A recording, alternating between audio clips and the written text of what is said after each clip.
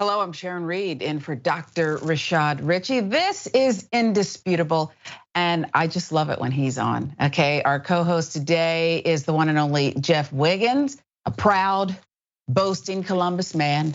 He loves Columbus, Ohio enormously, and why wouldn't you, if that's what you want to claim? But welcome, Rebel HQ contributor. I apologize. I'll let you say hello, and then we'll get after it.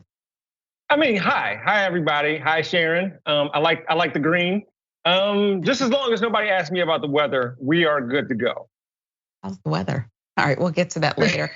We do have a big show, Jeff, and you're the one to co-host today. We're going to begin with a police officer shooting an unarmed man in front of a middle school. I want you to watch this first, and then we're going to fill in the gaps.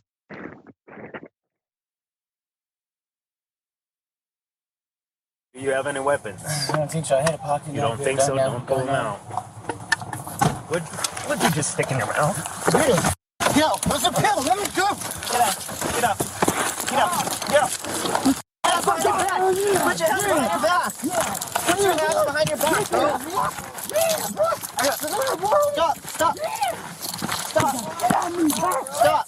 Stop. Stop resisting, bro. Stop.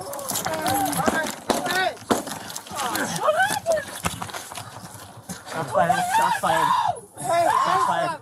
Stop, baby, stop. Baby, stop, baby. All right.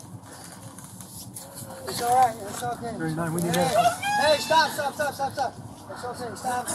Stop. Stop moving. Did you just shoot him?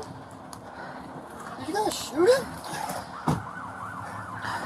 He's my sunshine! Yes, they did. In front of mother, who's screaming out there, middle schoolers right there on the campus. Richard Ward shot by Deputy Charles McWhorter in front of his mother and middle schoolers. This traffic stop, I guess you want to call it, went on for quite some time. Here is what led up to the shooting. Look. What's going on? Wow, calling pause for me. Just looking for my little brother, huh? Absolutely. Cool. So Just what's the looking deal? for my little brother. Okay, who's the little brother? Chase Ward. Okay. Forgot who the little brher was? No. All right. No, I'm just messing with you. I'm just messing with you, man.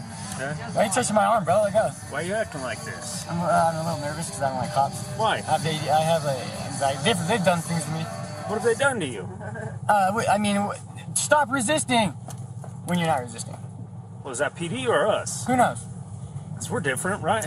We're the SO. I don't know. You treat us all. I mean, I'm not just trying to distract you, nothing, but it's just like I'm just a normal guy, just trying to get my brother. You know. You said we treat you what?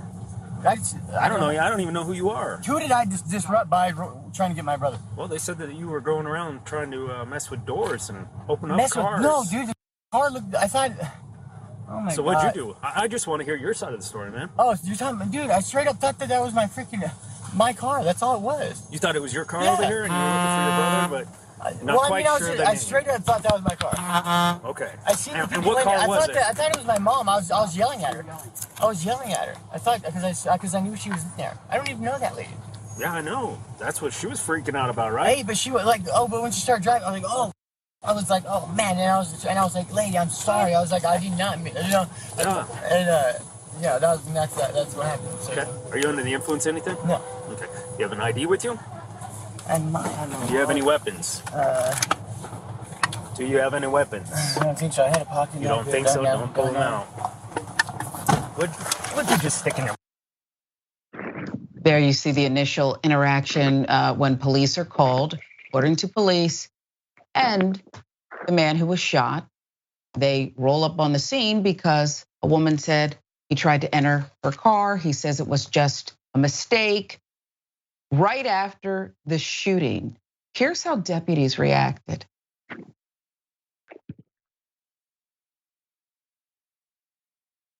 You shot him?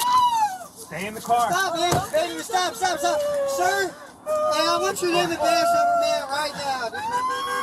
Hey, I'm not doing nothing. Sir, Okay, can I talk to you, man? Hold on real quick. Just let us figure out what's going on, okay? Can you call Sergeant? They're coming. Trust me, just hang tight, okay? Yes, sir. Did you guys call 911? Yes, that was the first thing we did. We haven't done nothing, sir. Hey, sir, we haven't done anything wrong. Can you guys do some work? We're tracking on him. Put your gloves on. I got my gloves on. Okay. Yes. Stood there! Right? Hang on.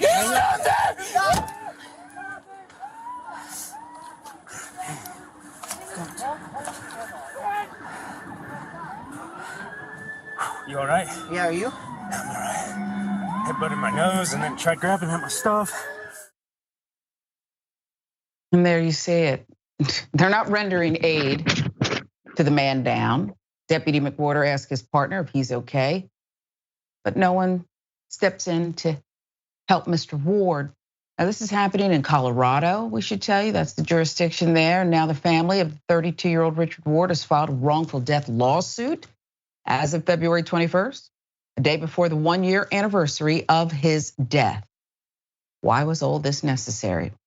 As you saw, Ward died after being shot by a Pueblo County Sheriff's deputy who dragged him from his mother's SUV at Liberty Point International Middle School in Pueblo West as they waited in line to pick up his little brother. Deputy shot Ward 3 times in the chest. As you saw, Ward died after being shot there. The account given by the sheriff's deputy, the events differ greatly from the body cam footage and Ward's family. Ward's family said he was waiting for his brother to finish school in the back of his mother's white SUV. He was with his mom and her boyfriend, took a brief walk before returning to that SUV. According to the lawsuit, Ward got into the wrong white SUV upon his return, quickly apologized once realizing he was in the wrong vehicle and returning to his mother's SUV, remaining on the scene, right? The Pueblo County Sheriff's Office claimed that a witness notified school administrators that Ward was banging on car doors outside of the school and appeared to be on drugs. They also claimed the school principal confronted Ward and told him to wait in his vehicle. Sheriff's Office also claimed that when they arrived, Ward jumped out of the vehicle and headbutted one deputy, breaking his nose. We watched the body cam footage, okay? It's not what we saw. Pueblo County Sheriff's deputies Charles McWhorter, Cassandra Gonzalez responded to a call from the school. McWhorter was the first on the scene, questioned Ward as he sat in the back of the SUV. It was while searching his pockets, Ward found a loose prescribed anti-anxiety tablet. Quickly popped it in his mouth, which is where things took that drastic turn, deadly turn. And as the body cam footage shows us, none of the deputies on the scene provided medical aid to Ward as he lay bleeding on the ground. The deputies on the scene claimed they feared for their lives, despite Ward being unarmed. The 18th Judicial District Attorney's Office ruled the fatal shooting was justifiable.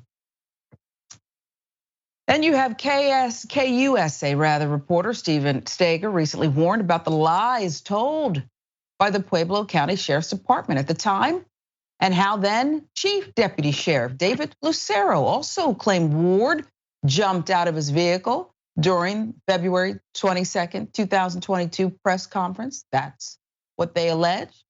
Sager said yet another example for reporters to be cautious about information shared by police in the early stages of these shootings. Neither McWhorter or Gonzalez was fired or disciplined. Didn't get any additional training. McWhorter reportedly was back at work within days of killing Mr. Ward. Family's attorney told USA Today because authorities are refusing to hold the deputies responsible, they will.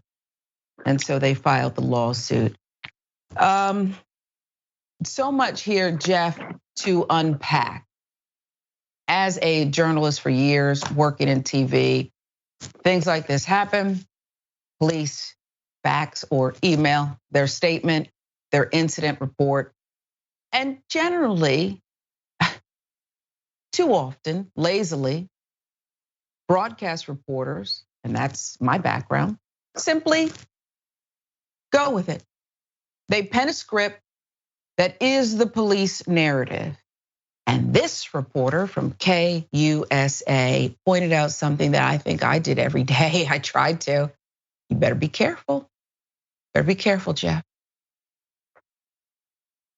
Well, yeah, the cops lie like all the time. And this particular lie made it seem as if the civilian did something first in order to appropriate or justify their deadly retaliation.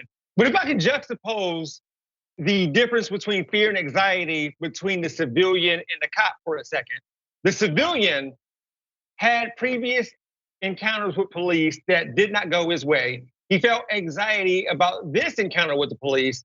Luckily found a prescribed anxiety pill, popped it because of said anxiety. And the cop, for whatever reason, got physical over that pill. And I keep replaying that part over and over again in my mind. Why was he engaging him physically simply for a pill? And because that cop was afraid for his life, despite the fact that he was wearing a vest, had backup, and has a weapon, he shot and killed the civilian. This is gross. And I wanna go back to the top though. The cops lie all the time. Like, this is the thing that they do all the time. And it was so eerie to me when, we played the encounter. You heard Mr. Ward saying, well, previously, they'll say stop resisting. And what did we hear? Gonzalez, I believe, the partner, saying during the scuffle where Mr. Ward was killed at really point blank range. I mean, during this scuffle, I even saw a smile. It could have been an involuntary just thing that happened from McWhorter, the one that shot Mr. Ward, when he said, oh, are you okay? Are you okay? And not fired, not charged, no training.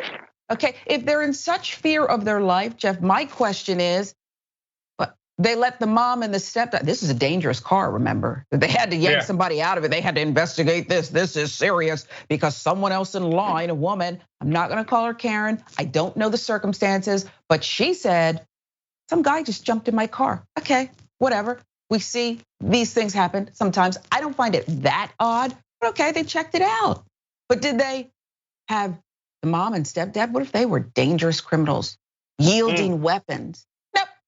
At one point they left them in there and then shut the door because I heard someone say, I think it was Gonzalez, no talking. This was ludicrous. Not even any more training? Yeah, and the officer was checking on the other officer to see if he was okay, despite not very much happening to him, comparatively speaking. And again, the rules of engagement are interesting here and what they chose to do in order to, well, they didn't even try to de-escalate the situation, but they went to straight firearm instead of a taser or mace or pepper spray. And that is incredibly crazy to me. Like, I don't understand. Like, this appears to be a run-of-the-mill fight, like somebody trying to get somebody up off of them. And again, the cop had backup. There was another officer there to hopefully, I don't know, keep them two away from one another. There didn't appear to be any reason why that cop would shoot him. The civilian who died, it didn't look like he was trying to take their weapon. It looked like he was trying to fight for his life because what happened to him ended up being a self-fulfilling prophecy. Sharon, you just alluded to it a second ago. It was what he said was gonna happen. What did he say? Stop resisting, bro. That's what he said. Yeah, stop resisting, bro.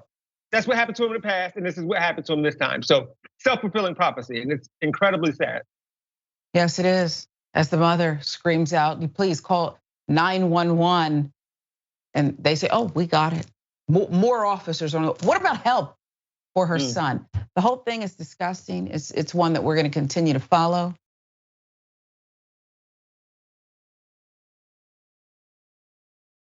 Jeff, but we're gonna move on to a car maker who I guess now is trying to pretend they're doing the right thing. Hyundai, ditching the Alabama plant that was using so much child labor. This is what they were doing to line the pockets of that car maker. It is despicable. In a February 24th letter to shareholders from the Hyundai chief executive, Jae-hoon Chang, the company will divest a 72% controlling stake in Smart Alabama LLC in Luverne, Alabama. Direct Hyundai subsidiary, where Reuters last year documented children as young as 12 were working. 72% control. Do you think they had no idea? This man, wonder how much money he makes. Company also said recent audits at 29 of its direct suppliers across Alabama made it confident they are now, he just now audited everybody, in full compliance with underage labor laws after working with the US Department of Labor. That statement is full of nonsense. It's just, those are just words. Those are just words that this company released. We're now fully compliant, we're confident after working with the Department of Labor. How many people have to work with the Department of Labor to not hire 12-year-olds to illegally do their bidding in their work? This is a ridiculous statement from that guy, Mr. Chang. Hyundai pledging to its shareholders. It comes after a 2022 Reuters investigation showing several suppliers to the automaker's massive Montgomery, Alabama vehicle plant use underage migrant workers to make parts for its popular US-made cars and SUVs. Gotta roll them out, gotta roll them out. Following Reuters' first story on child labor at Smart last July, as many as 10 Hyundai suppliers in Alabama have been under investigation by state or federal authorities for child labor violations. Sounds like a theme, sounds like what they were about. One of the plants was inspected last August. Authorities found and removed several children from the factory floor, later issuing penalties to the plant operator and a third-party staffing firm who recruited them. Penalties. As Reuters reported earlier, many of the underage workers who found their way into the Alabama auto parts plants were recruited by third-party staffing agencies, a process that can allow big corporations to turn a blind eye to the illegal employment of minors. This is incredible. Chang wrote the staffing firms who hired children to work at Hyundai supplier plants have provided false employee documentation. You mean the kind that maybe the automaker could have checked out independently? Okay. In the future, however, Hyundai and its supply chain partners must do more to ensure children are never put to work in their factories, the letter said. US and Alabama law prohibit people under the age of 16 from working in industrial factory settings, and anyone under 18 is prohibited from working in particularly dangerous roles in automotive plants, such as driving forklifts or operating metal cutting and stamping machines. Just last Friday, Labor Department said it found 102 children as young as 13 working hazardous overnight jobs, cleaning slaughterhouses in 8 states in what it called a corporate-wide failure by one of the largest food sanitation companies in the country, Packers Sanitation Services. The Labor Department says the children work overnight shifts using caustic chemicals to clean razor-sharp saws. Company employs 17,000 workers at 700 sites nationwide. Advocates and lawyers for the children say some of the child workers were unaccompanied minors who recently came across the southern border. Packers Sanitation Services has paid a $1.5 million fine for the violations as dictated by the Fair Labor Standards Act, which allows a penalty of $15,138 for each minor who was employed. Meanwhile, instead of paying adult workers more, some states might let companies hire kids as young as 14 to address labor shortages. This is America. That song. Lawmakers in Iowa and Minnesota have introduced legislation in the last month proposing exceptions to child labor regulations in their respective states due to the persisting labor shortage hitting them particularly hard. Means lawmakers in those 2 states are returning to a practice common during labor shortages, economists telling the Wall Street Journal's Jacob Bojic last week, hiring younger workers to fill these open roles. The laws take aim at the number of hours that children are allowed to work and protect employers from liabilities due to sickness or accidents, written in favor of the employers. In the case of the latter, those employer protections dovetail with the kind of dangerous industries the bills are looking to prop up. Construction in Minnesota, meat packing plants in Iowa. The bills come as efforts to expand legal working ages in other states have ramped up recently, and as the US has seen an increase in child labor violations since 2015. Pandemic-era labor shortage, which looks to be a permanent one, not helping, with many businesses coming under fire for violations in recent years. I don't know where to begin, Jeff. They don't care anything about these migrant kids. Not a thing. Okay, you have Mr. Chang's dumb letter. It's actually a really ignorant, dumb letter. Okay, he's the kind of person that you release that letter to me, and I'm an investigative journalist. We usually don't show up at executives' homes, bankers' homes. I'd show up at his house. You're not going to give me that letter. I got questions for you. And you get out of your car, maybe it's behind a fence, and you'd have a microphone. Even if I had to deliver a pizza, I have questions for you, and I'm going to ask you some tough questions, Mr. Chang. If this has got me, Jeff, your turn. Well, you brought up the Childish Gambino song, "This Is America," and look, when people talk about how great America is while expressing American exceptionalism, they bring up available freedoms and rights versus like slavery and oppression and other human rights issues in other countries. And I want to be like, have you heard of Alabama? Like, this is happening here. Have you heard of the United States? Don't talk about China or North Korea or India or any other place.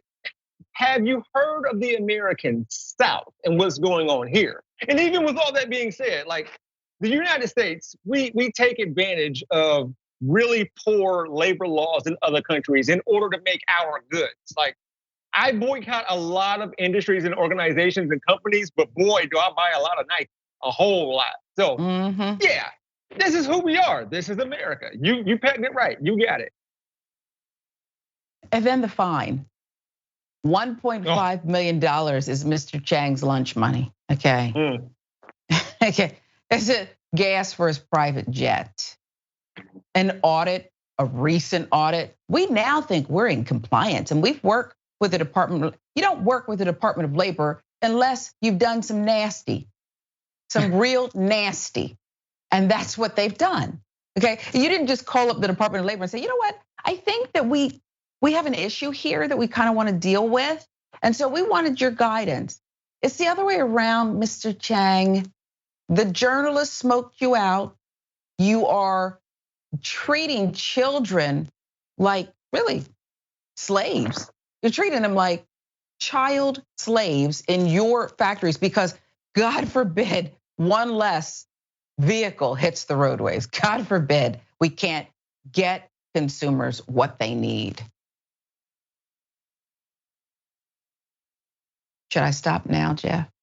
You said it all. I'm sorry, I paused there because I'm like, well, I don't have anything to add, even though I'm supposed to provide commentary. But when you nail it, I'm just quiet. So I'm sorry. You got all of it right. Excellent journalism out of Reuters. I apologize. It's really called filibustering. You're our guest host, but I couldn't help it. As I got deeper and deeper into Mr. Chang's, you know what? Okay, you need those waiter boots that my stepfather got me as a child, and I hated to walk because I can't feel the bottom. Okay, that's what you need for what Mr. Chang is dumping on the rest of us. It's a story we need to keep following. Buy whatever car you want to. I know what I'm not gonna buy. Okay, we'll take a break. Jeff Wiggins is our co-host today. This is Indisputable. I'm Sharon Reed in for Dr. Rashad Richey. We're right back.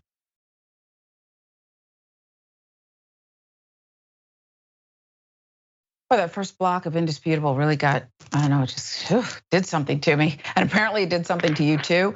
Reading your comments now, TYT member Lynn. This is about the cop that shot the unarmed man at the middle school. Just trying to pick up his brother with his mom and her boyfriend. Lynn says the worst foreshadowing ever. Quote, I'm uncomfortable around cops. They say you are resisting when you're not. And what did we hear, Jeff, in the footage? Stop resisting, okay? Yep. Blew him away. I agree with you, Lynn, couldn't agree more. I am Sock says, so you can't go faster than 20 miles per hour in a school zone, but cops have no problems firing guns in them. Well, yeah, I guess, Sock. Yeah, pretty much. Hey, can I add something though? Where's the people who say, what about the children? Where they at right now? Deafening silence. Hello, anyone there? Yeah, I agree with you. Hyundai, hiring child labor, migrant workers, $1.5 million fine, and Mr. Chang, the CEO's dumb letter. Mickey C, the silver-haired dragon says, and will they now have to compensate those children for the hours they worked and pay a massive fine? We know not a one of them will serve time. And that's really the rub to me. What do you mean penalties? You're doing something illegal.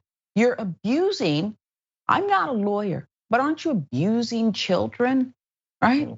It's abuse of children. It's endangering the welfare of a minor, something like that. This is something I heard on one of these cop shows, lawyer shows, and I think it applies. I really do. So yes, Mickey C. Let's go to YouTube. Snack Panther. Oh, the lovely Sharon Reed indeed. And Jeff, get wiggy with it, Wiggins. Have a great Friday show. Snack Panther lightening the mood. And I like that because I was getting real heated. Yeah. Thank you for lightening the mood. But that nickname better not catch on for me. Like that's, we can get wiggy with it. Yeah, we can leave that right where it was. Okay. Now that I read, I heard it. I just heard what I said. Okay. Thank you. Snack Panther, maybe try again, but we appreciate the compliments. We thank the cop who shot the unarmed man. Again, YouTube, Neil Mick says, what have cops done to you? 2 minutes later, they shoot him. Okay. It would be a comedy if it wasn't so deadly. And now this family has to sue to get justice. Remember, these cops, no punishment, not even more training. This is horrific procedures that they use. Horrific. Wow. About Hyundai, Adrian Vixen says they aren't employees if they are trafficking victims. They are slaves. I agree with you. So let's keep it all the way 100. They didn't hire underage kids. These kids don't have a choice, right? I wish a Karen would. You want to call the police on them for having a barbecue on a Sunday. I feel great! Back off! I'm going to tell them there's an African-American man threatening my life. Hey, I've been in Hyper for 55 years. Guess what? You're out of business. Yeah, you are. I've been in Hyper for 55 years. And my grandmother. And my grandmother before that. So you can actually say 200 years. You want to have Spanish on your TV? What's wrong with that? What's wrong with that is you're not American, dude. I will look you the up and get you out of our town, okay? Yeah, give me my money back. I'm not giving my money to some illegal immigrant. I don't care. Then you gotta. You're in America. You're supposed to learn English. You got Spanish. Well, then you got Spanish on your TV. That's you to Americans, dude. My father was a World War II veteran, okay? His friends and family died. So you can sit here right now and make money. And you're gonna do this kind of give me my money back. Give me my money back right now. I want my money back, okay? You don't understand. You're too young to have any kind of respect. No, you don't understand. You're an ignoramus is what you are. You're an ignoramus. You're young and you're still. Give me a crowd. I want your food. I want a credit for my money right now. And believe me, I will check it. Okay, I'm a certified public accountant. You probably even know what that means, do you? Karen, why not just pick up your pizza and go? Why are you doing this? Why not pick up the pizza and go? There really should be very little interaction. Do you take Apple Pay? Okay, if not, pay, take your pizza, and then go eat the whole thing. We know you were going to eat it all, okay? But wait, there's more.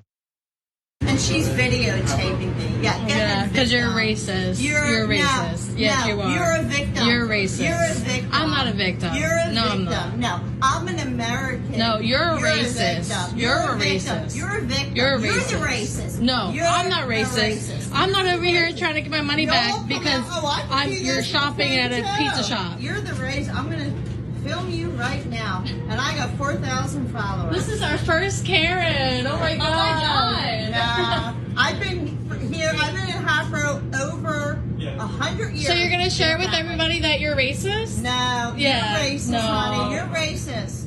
Very racist. I won't. Why do you keep saying what you were just saying, though? I'm at Amy's, and I am being bullied by these people. Bullied?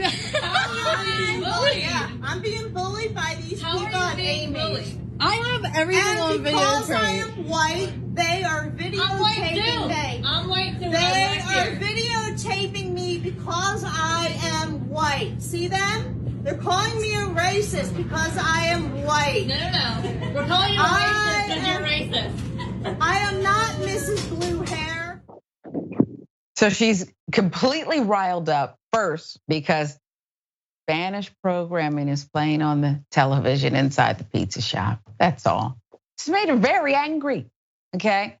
And then you saw, I don't know what she was doing, a Facebook Live. She was going live, okay? Not very original. They're recording her, Jeff. And this Karen decides, I'm recording you. And she said words like bullying. And now you are recording me only because I am white. What do you do with this? Well, so I was looking for a loop, like a pattern in this whole situation. And not just with this Karen specifically, but with Karen's overall. And here's what I noticed from this one.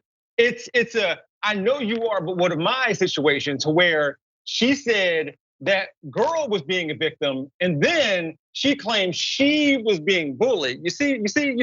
And then since they were recording her, she decided to record them. You see what I'm putting this?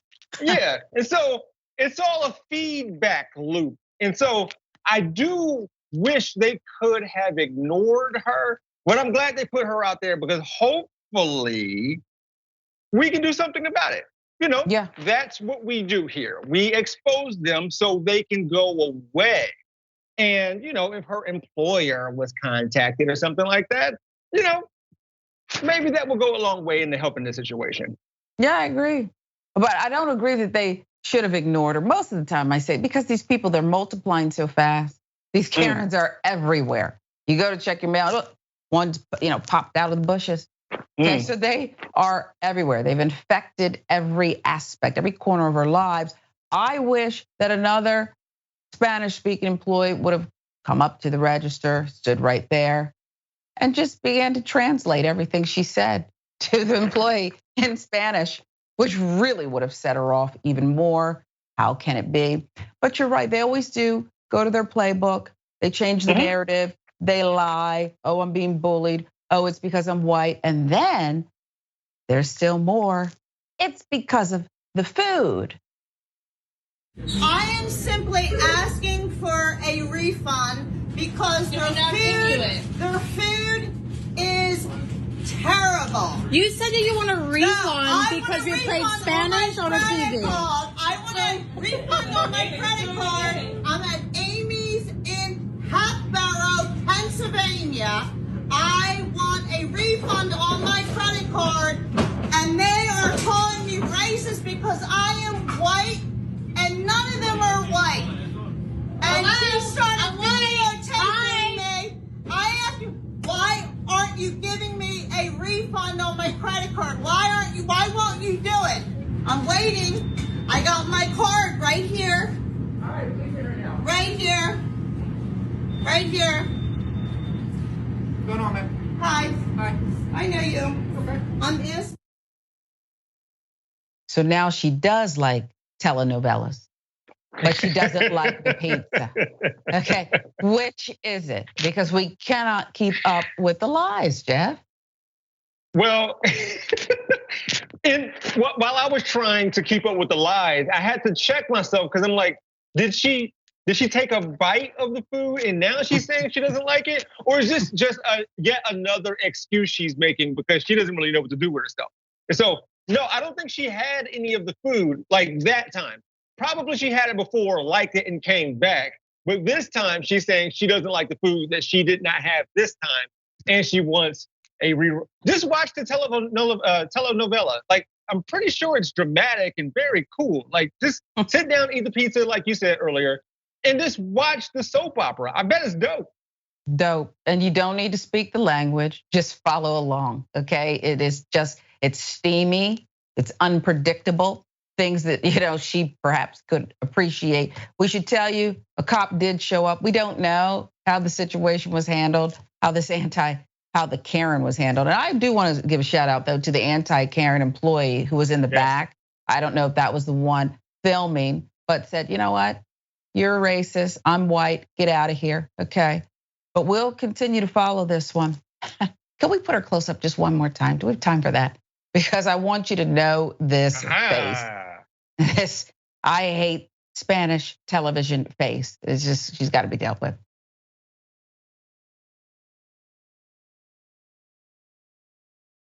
Wrongly convicted man, finally out, okay? New York man convicted, Syracuse. Anthony Broadwater is his name, wrongfully convicted of rape over 40 years ago, is set to receive a $5.5 million payout from the state of New York. The man spent 16 and a half years in state prison, 23 years on the sexual assault offender registry. The victim, 1981 rape, Alice Siebold, falsely accused Broadwater of the crime. 1999, Siebold published Lucky.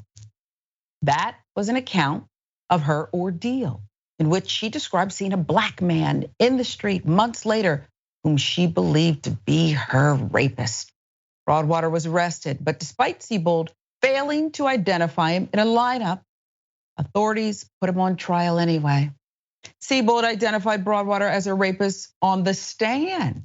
You see how that works? I really just picture her in the shadows, peeking out. It's really what she did. He maintained his innocence, Mr. Broadwater did. He was denied release 5 times because he refused to admit guilt when he was released. The year Lucky was published, he was required to register as a violent sex offender. Best-selling author, sex offender. Now, how did the conviction get overturned? Well, it's interesting. A re-examination of the case found serious flaws in Broadwater's arrest and trial, including microscopic hair analysis that tied him to the crime, but was later deemed to be unreliable. The unraveling of Broadwater's conviction came 5 months after Timothy Mucanti, the producer of a planned film adaptation of Lucky, developed doubts about Broadwater's culpability. So they were gonna adapt this into a film. Lucky, best-selling author, everything's great. And then the people behind the adaptation said, something doesn't smell right here with your account here. It just doesn't sound right. So he hired the producer, private investigator, Dan Myers. After a conversation over an hour with Anthony Broadwater, I knew this guy was innocent. Myers, a 20-year police veteran, told the Washington Post, eventually the conviction was vacated. Now the apology. After all those years. Years later, after writing about a role in helping him get convicted and after his exoneration, Siebold apologized to Broadwater. Apology was not given in person, but in an open letter on medium.com. Is that for clickbait? She did it? I added that. She wrote, first, I want to say that I'm truly sorry to Anthony Broadwater, and I deeply regret what you have been through. Did she not mean what I helped put you through? Apparently not. I'm sorry most of all for the fact that the life you could have led was unjustly robbed from you. And I know that no apology can change what happened to you and never will. Ms. Siebold, whose book has been removed from publication, continued to explain that at the time of the accusation, she was a young woman who put her faith in the American legal system. She was a young white woman who put her faith in the American legal system. Siebold said her goal in 1982 was justice, not to perpetuate injustice, but that's what she did. Broadwater accepted Siebold's apology said he will not file any charges or sue her regarding the wrongful accusation, despite losing almost 40 years of his life. Can you get me Mr. Broadwater's number, please? And then I'll continue on with the statement because he might need to revisit that. I need to speak to him right away. This included not being able to work at certain jobs or even have children because of his status as a sex offender. In 2021, when his conviction was overturned, he said, quote, "I would not bring children into this world because of this." And now we're past that age. We can't have children. Jeff, robbed of pretty much his entire life. And Ms. Siebold writes an open letter on medium.com. Couldn't pick him out of a lineup, but suddenly she was emphatic from the stand, okay? I want to get to Mr. Broadwater, okay? She has some coins made off of the lie in his back. She should offer him that. And she should work hard, tirelessly, the rest of her life, in my view, Jeff, to make some sense of this. What say you? Yeah, I would imagine she has the means in order to have a one-on-one, face-to-face connection with this victim. But I want to go back to something you just alluded to, because the article from Atlanta Black Star highlighted this, and I want to represent it as well.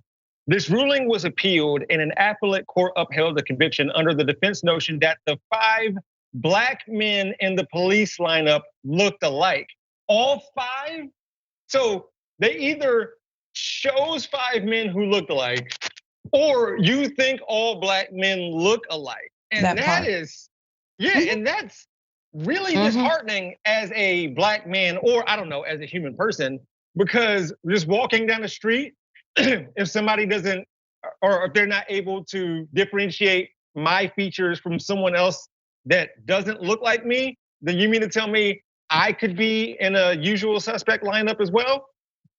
Yes, okay, yes, it's all of that, okay? And I credit the people who were behind the adaptation that never took place. Yeah. Who said, remember, it was them. Let's not give her any real credit. They said, we want to do the project, Miss Siebold, but this is something stinks, and it's your book and everything in it, and we need to investigate. Okay, they did the work, and they had a simple phone conversation, and they knew this does not add up, Jeff.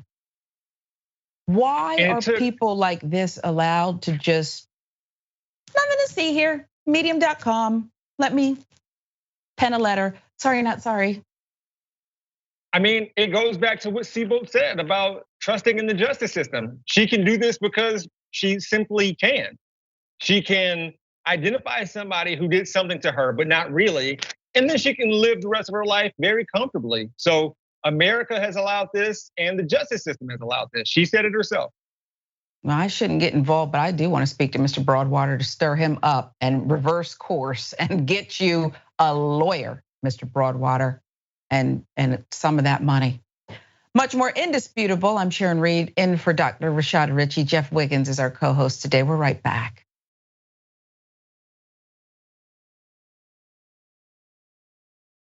Welcome back to Indisputable. I'm Sharon Reed, in for Dr. Rashad Richey. Jeff Wiggins joins us once again. Always love having him as our co-host, Rebel HQ extraordinary host.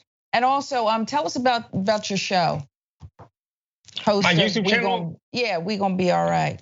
Oh man, we're gonna be all right. You should come and join us, because look, no matter what I say, and it gets kind of deep and heavy with the videos, with the episodes, but it's important for me to end each and every one by saying we're gonna be all right, because I firmly believe that most of the time.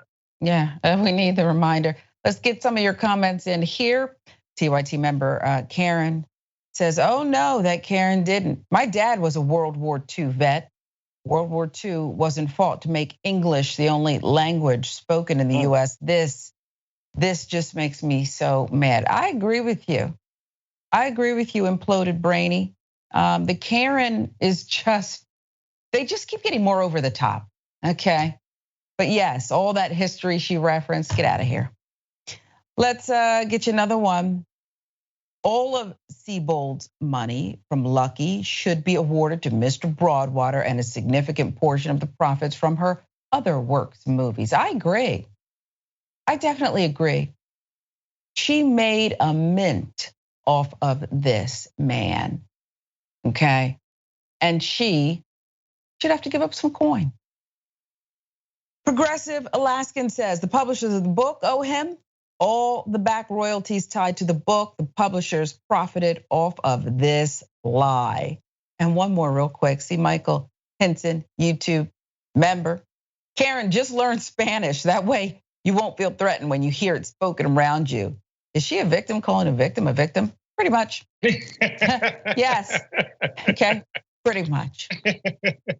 We do want to get you an update on a story that we covered extensively and couldn't believe. I mean, we could believe it because it is what it is. A woman arrested for a trash bill. This senior citizen arrested for a trash bill, okay?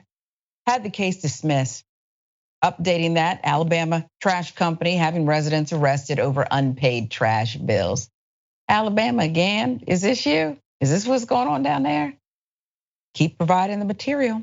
For those who need a reminder, let's show you video of one of the arrests.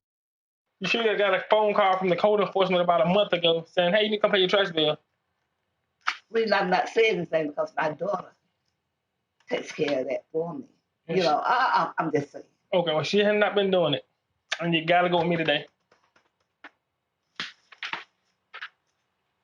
Anything you need to grab right quick you can, and I can't believe it. We'll be going on down the way. So what would I have to pay? It'll be $285 to get out at the PD. If not, I have to take it to the county jail. Oh, Lord.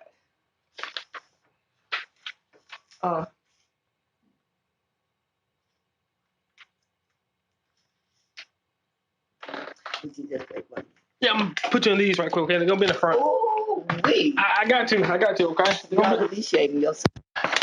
Arresting an 83-year-old. I am so sorry, but the law is the law, Miss Man.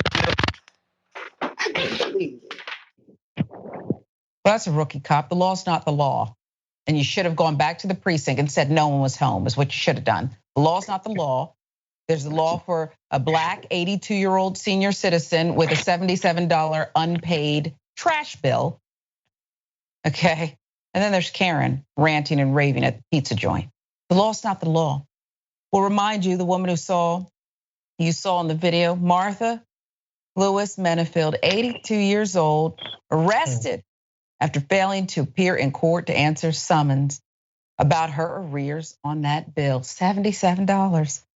The Valley Police Department received backlash from the community, drew so much attention that rapper Trey, The Truth, helped raise over $30,000 for Miss Menefield. Good for her.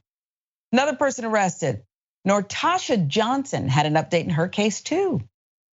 Had her case dismissed on Wednesday by an Alabama judge for her unpaid $85 trash bill.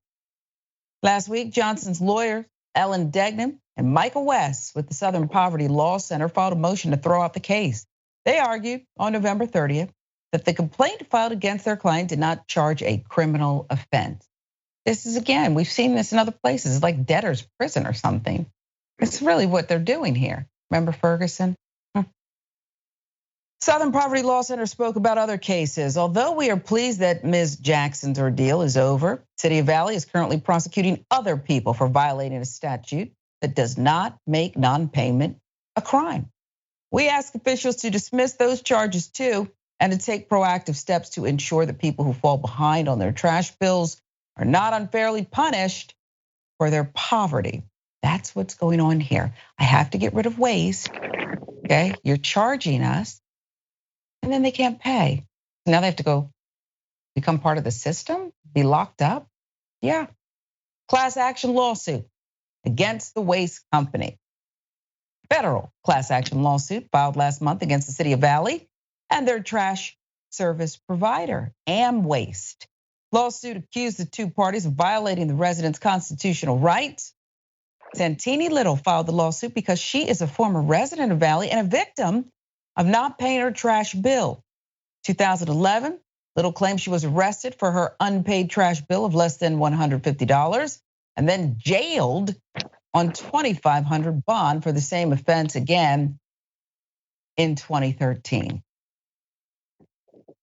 Lawsuit also accused Amways and the city of engaging in a pattern of racketeering activity by using the threat of jail along with intimidation to extort money from people such as Little, Johnson, Menefield, many others. Neither the city of Valley nor Amways had responded to the accusations filed in the lawsuit against them. I like the word racketeering here. We've been covering cases in Atlanta, and there's some strong opinions, against rappers, other people, that this is too RICO and all that, too strong. You're rolling out these charges to try to get an outcome that perhaps does not dictate the alleged offense. But here I like the word racketeering, Jeff, in this class action lawsuit against the city and Amways, the waste company, because they do seem like they're conspiring. Pay up or go to jail? Yeah, name it what it is. Call a spade a spade. It sounds like racketeering. The officer said while arresting this woman, the law is the law, ma'am. And I heard, well, why is that a law? And you alluded to her earlier, Sharon. Essentially, her crime is being poor. And someone rich or well off or wealthy, that same penalty is no penalty at all. And it's going back to the Hyundai thing that we spoke about earlier, where they were fined, $1.2 million. And for that individual, that corporation, nothing. So she was sent to jail for this. And while we can give a shout out to Trader Truth for what he did, it shouldn't have come to that. So hopefully, proactively moving forward, this won't happen to anyone else. And maybe we can come up with something, I don't know, to where if someone does fall behind on a trash bill, they don't have to go to prison. They don't have to go to jail, Yeah, and this whole thing is a scheme, okay? And because, first of all, this private company and this whole little arrangement that they have, where instead of doing what you or I would have to do with our perhaps private company to go collect debts, costs money to go chase debts that people owe you, but it's the cost of doing business. They're enlisting the taxpayer dollars. They're sending the police to go round these people up, and then the taxpayers have to pay to house them in jail, feed them, whatever else goes on there. It's sick. That's why I said they're conspiring together. Why are you sending this? It sounded like his voice, rookie cop. Law's the law. It looked like it was a two-person, patrol that showed up there. Miss Menefield, 82 years old, $77. Okay, rookie cop should have broke open his piggy bank and gave her the money to pay that. Okay, and end this thing. But it's really sad that a lot of these jurisdictions are existing on the backs of people instead of serving them, Jeff. Yeah, you're exactly right. They weren't there to service the community. They were there to enforce the law, which should not be a law whatsoever. It's outrageous. It's outrageous. Let the class action lawsuit prevail.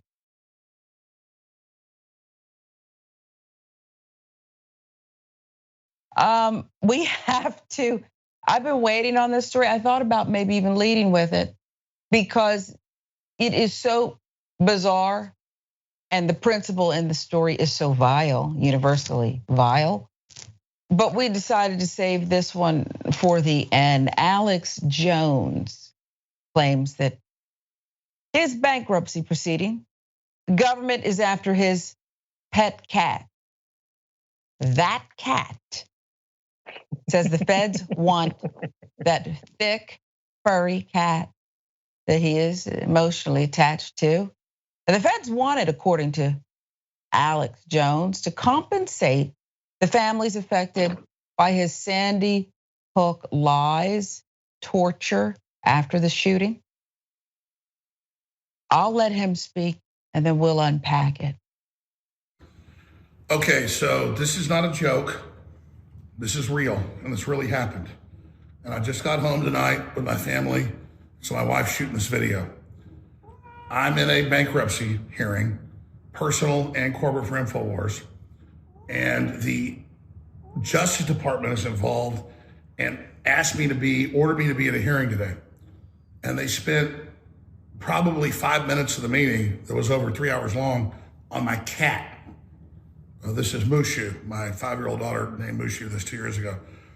And they wanted to know if assets were hidden in the cat. The cat was like $2,000, and it is a ragdoll cat, and we really do love it. But they were very serious about the cat and its value, and they may want the cat for the Sandy Hook families. So the deal's broke. You guys aren't getting the cat. This is next level. This is harassment. No one's ever heard of this. My lawyer's never heard of this. This is just insane. And I mean, what, do you want my children next? Do you want to like sacrifice my children or something? So this cat is really sweet. My daughter really likes the cat. He's a little bit tired of me holding him. But I mean, here he is. This is the terrorist right here that they want. And this is the reality that we live in here in America in 2023. Justice Department hearings with people laughing in the background when they say, we want your cat. And it was kind of like that woman on the grand jury in Georgia, like, I wanted to get Trump under my control. And they're literally like, tell us about your cat. You know, what's your cat's value? They're trying to like stir me up or something. It doesn't stir me up. It makes me really upset for this country. They're mad I don't have these billions of dollars they claimed I did just because they lied in the media and said I had these things. It's not real.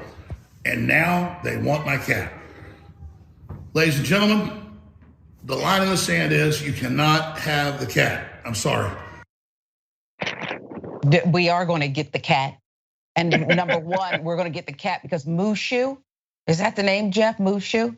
It desperately needs to be rescued. Okay, Mushu needs to come up out of that house. The house is not good for Mushu. Okay, so, and we don't really care if you're upset, Alex Jones. This is despicable. Let's give you some more background. Details of Jones's finances released inside a Texas bankruptcy court, which revealed that despite filing for bankruptcy in December last year, he still manages to spend almost $100,000 a month and has $10 million in assets, 2,000 of which are Mushu, according to this guy. Among those expenditures, it was noted, the cat, okay? The cat. Now, we have some strong investigators on the Indisputable staff. We're not sure that cat cost $2,000. If it did, Mr. Jones got taken, okay? This time you got taken like you do other people, okay? But Jeff, I wonder what your thoughts are as the government did have a whole hearing and did question him about this cat. They are fully intent on seizing it.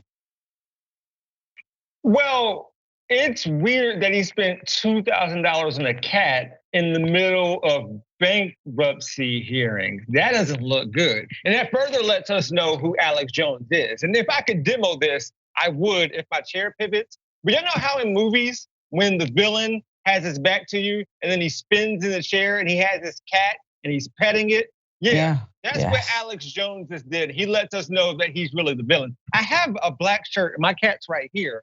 I could have done it, but I don't really, my chair doesn't spin. Never mind that.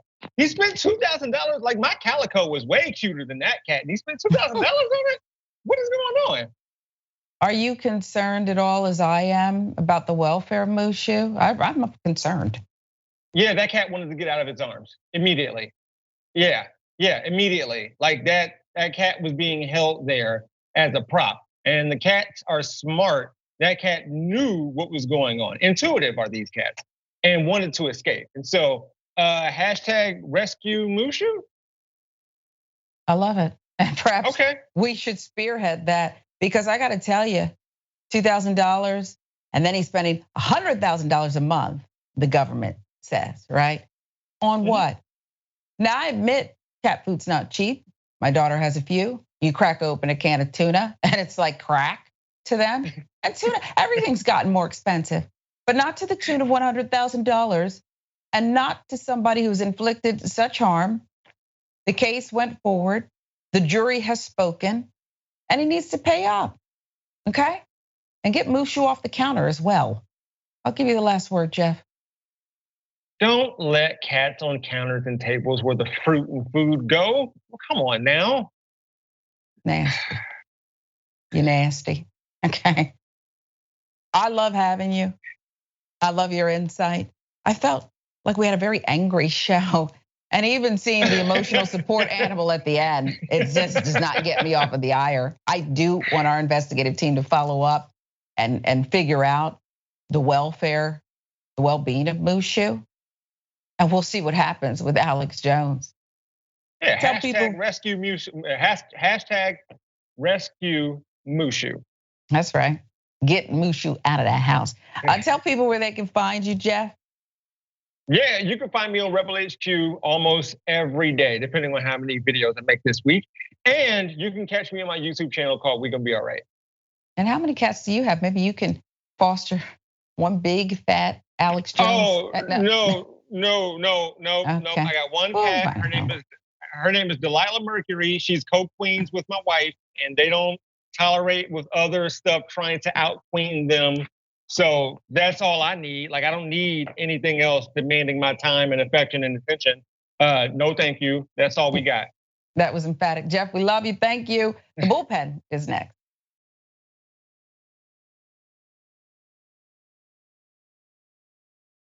Ladies and gentlemen, welcome to the bullpen.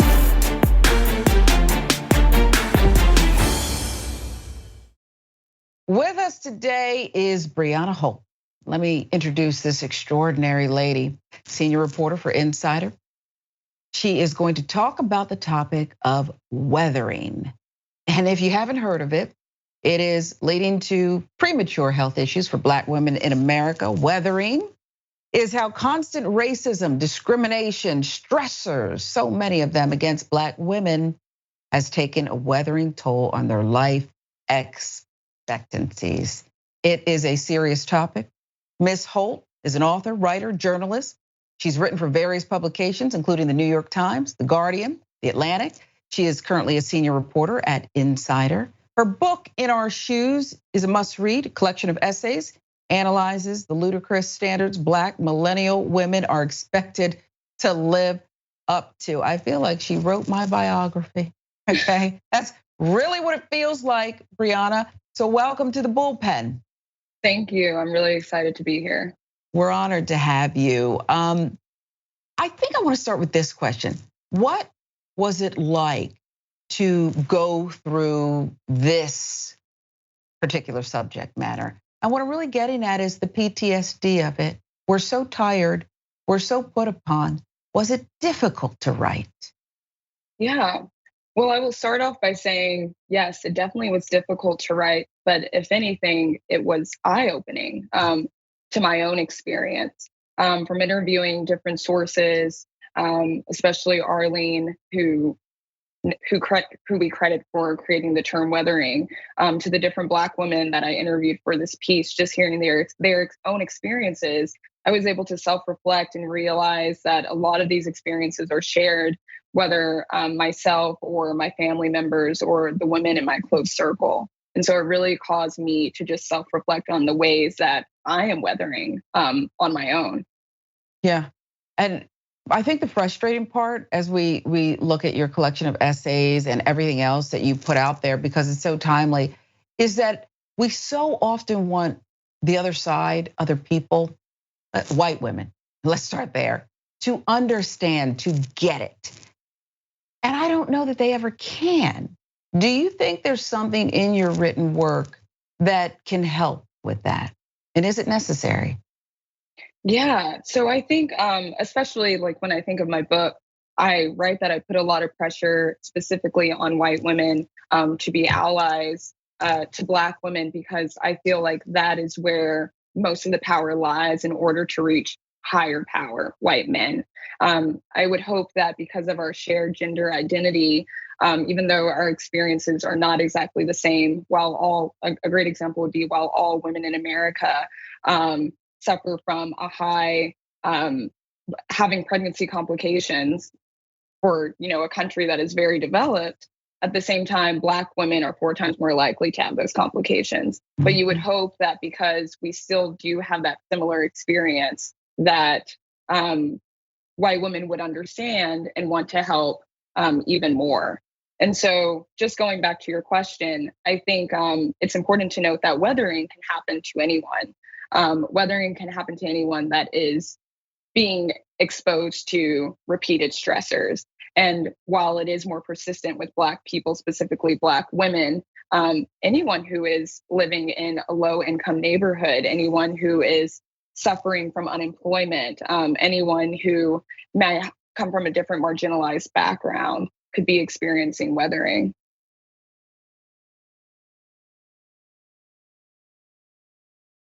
Give us some of the most prominent examples that you came across of this weathering.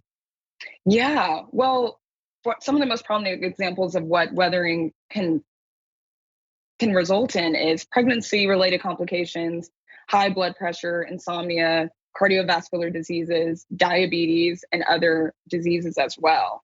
And these are coming from just a multitude of things. Microaggressions, which people typically, what I don't like about the word microaggression is the word micro. It's aggression that is micro, that is small. But when those build up over time, it has a very macro effect. So how micro is an aggression that can over time result in pregnancy-related complications, high blood pressure, cardiovascular disease. Just being exposed to the trauma daily in the news, that's when I realized that I was experiencing weathering, going back to summer 2020, working as a journalist and not being able to really take a break from the news that was happening because it still is my job to report it and put it out there. At the same time, I was being overworked. I was being highly tasked with these pieces because I am a Black writer, because I'm a Black journalist, and not being able to break away from it. And as a result, I became very anxious, which we know anxiety can lead to elevated blood pressure. I did end up at the age of 26 having elevated blood pressure and was put on medicine for it. And I was dealing with insomnia. I couldn't sleep at night. And so long term, those have really negative impacts and effects on my body. Yeah, they do. And I'm struck by, your piece because there seems to be no escape from it, right? You're talking, I'm a journalist too. Not only were you reporting, investigating, but I felt at that time we had to be the chief explainers. Back in the newsroom with a friend, a non-brown friend, constantly it was coming at us. What can we do to escape some of this? Can we? Yeah, well, one thing I note in my piece, which I wasn't aware of until I interviewed Arlene, is that you cannot buy your way out of weathering. It doesn't matter how healthy your diet is. It doesn't matter how much you're exercising. It has nothing to do with that. At the end of the day, it is related to this stress that is completely out of our control. Just from living in the society that we live in as Black people, as Black women. And so the steps, when I did ask her, I was like, so what steps can someone take? Because is that the conclusion? Weathering happens, we have no way out of it. But is really to try to look at your situation and see what stressors that you can take out, if any. So if you are working at a job where you are being underpaid, overworked, constantly exposed to microaggressions, of course, we don't all have the luxury of just quitting the job and leaving, but start taking the steps to leave that job and find something else. Be aware of what is contributing to your weathering so that you can start making an exit plan, whether it's a relationship, whether it is the job, whether it is some of your friendships. I remember, just like you mentioned, during the summer of 2020, I had a lot of my non-Black friends reaching out to me for advice and wisdom, and it was very insensitive. And I had to just let them know, if anything, you should be checking on me and asking if I'm okay, but not asking me for more information. Google is free, the internet is available. Go find the material that you need yourself. Like, we are all adults, and it is very simple to do. Wow. And so I think putting that forward and just really creating barriers with the different type of stressors in your life that you are able to is really important. Yeah, like taking care of you, setting up boundaries. I had a similar experience with a friend who, well, I haven't checked on her in a long time because I had to tell her the same thing. They always seem to find the information though and send you Candace Owens' little latest missives as if, well, I didn't know. Yeah. They know plenty.